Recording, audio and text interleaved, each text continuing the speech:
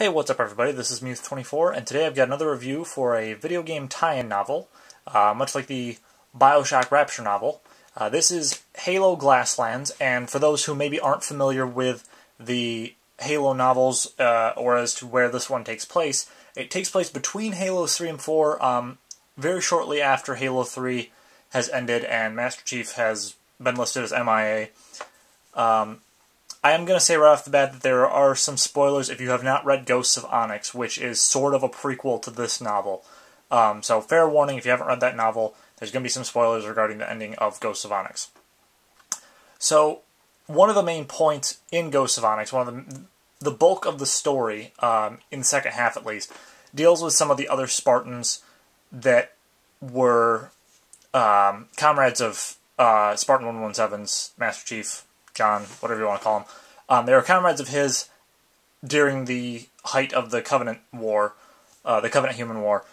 And to my understanding, a lot of them play pretty big roles in the first three Halo, or sorry, two of the first three Halo novels, which those first three were Fall of Reach, The Flood, and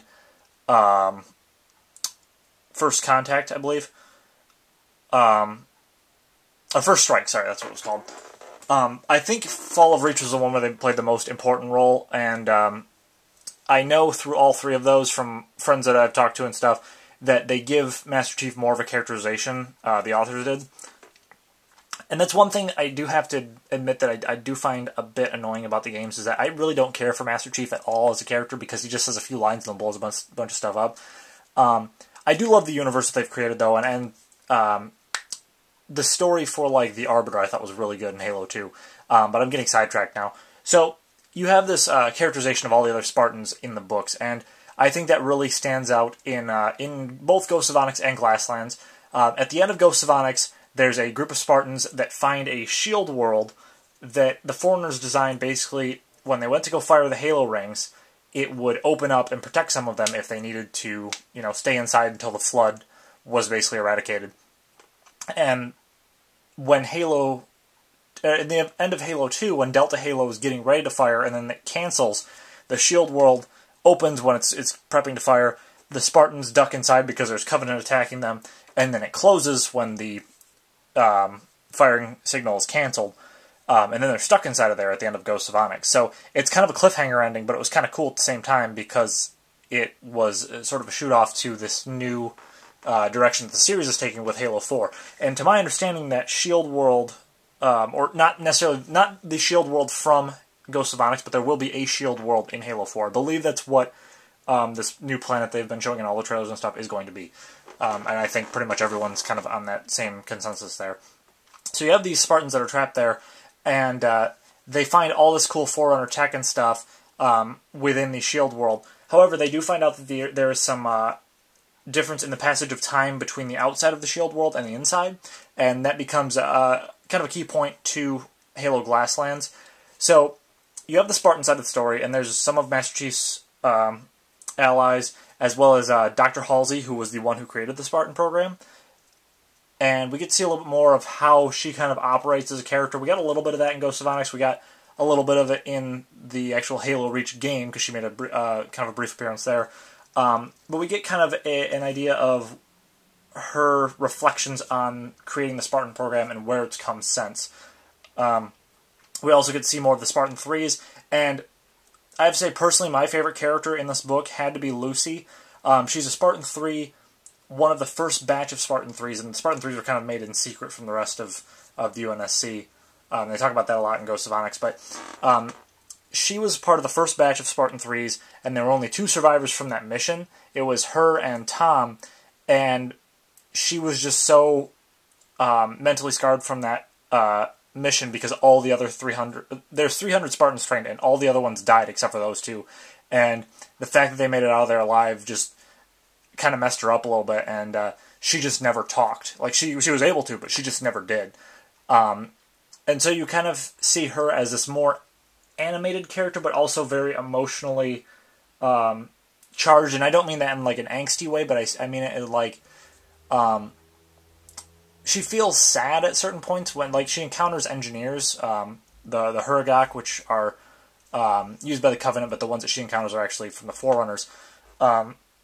And like her conversations with them, she's sort of like a stranger in a strange land when she's with the Spartans, but then she gets put in this whole other scenario where she's separated from them for a time, and to see the way that she kind of copes with being separated and not being able to communicate by traditional means is pretty cool. The other side of the story that you have, there's actually like 2 other stories going on in Glasslands, and you're introduced to both of those right off the bat before you even get into the Shield World stuff with the Spartans. One of them is this team called Kilo 5, which is a group of ODSTs who are basically hunting for Dr. Halsey. Since it's never been confirmed that she's actually dead, a lot of the higher-ups in the UNSC believe she's still out there, so they're sent to go find her. And I gotta admit, I really didn't like them that much, but I think that was the point. They're kind of supposed to be the antagonists of the story, and it's kind of difficult to be like clear-cut good or bad with this story, simply because of some of the stuff that Dr. Halsey did in creating the Spartans. But they are sort of this antagonistic force, even though they're part of the UNSC. There's talks about them helping to create some sort of an uprising in the Sangheli, or the elite homeworld, since yeah, they were allies for a little bit, but they weren't ever really on friendly terms at the end of the Covenant-Human War. So it's like there's kind of this like darker side of the UNSC that we're just now seeing, and to that end, it's pretty cool. But at the same time, I didn't find the ODSTs themselves to be particularly memorable. There is one member that towards the end of the book he gets to be a little more fleshed out, more developed, and then they have one like sort of a tech specialist with them. I don't believe he's actually an ODST. He's just like a UNSC Marine or something like that tags along with them. He has a little bit of a story at the end too that gets to be a little bit interesting.